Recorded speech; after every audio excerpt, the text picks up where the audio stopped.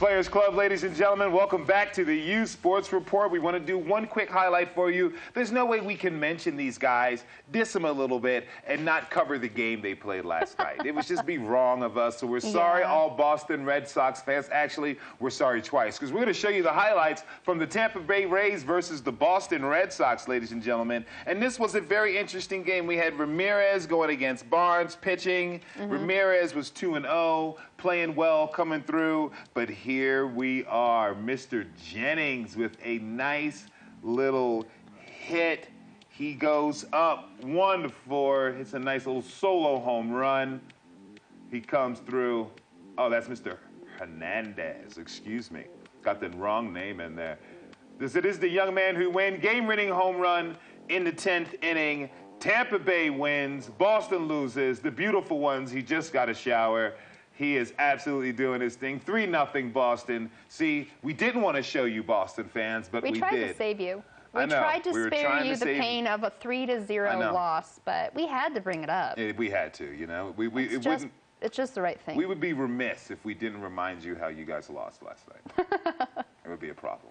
Okay, moving on to the Players Club, where we talk about the players, things, or happenings that really caught our eye over the past couple days. And there's a young man who seems to be, who has a bright future ahead of him, Kimberly. I truly believe so. Coaches, if you have not already scouted Kansas, you should, and I'm going to tell you right where to look, in Derby, a little tiny town just right outside of Wichita, and you'll find Kendall Thompson, a catcher. He also plays outfield, so he's a little bit of everything. But I'll give you some of his stats. He has the highest defense, runs stopped. He plays outfield. He's a catcher. He has no errors so far this season, a 4.58 batting average. I said that right, 458 batting average. His on-base average is 538. His slugging average is 650. His gross production is 438, and if you're looking for his OPS, 1.188. For a high school player, he's a junior, so you've got a little bit of time to wait. But with talent like this, I think if he doesn't go to a strong college, he's going pro. That's right. You will be making a big mistake leaving this name off of your draft. You're going to have to send those recruiting letters coming. He also has a big sister who happens to know what she's talking about in the world of sports. Okay, we're moving on. My player of the week are two things. We're going to talk about the game of horse. That's right. It's springtime, basketball hoops come up. My housemates and I moved our basketball hoop from the back of our house to the front. It's on the corner of the street. All the neighbors love it. And horse, ladies and gentlemen, this is where you get to test your skills, your ingenuity, and your imagination to see how well you can shoot the ball. Behind the back, underneath the legs, a 360 spin with the left. From the corner, off the fire hydrant. Maybe you're hitting it off the Prius, backboard, nothing but net. It's a tough thing to do, but look, horse is the way to go. And I want to say one thing. I got a bucket list.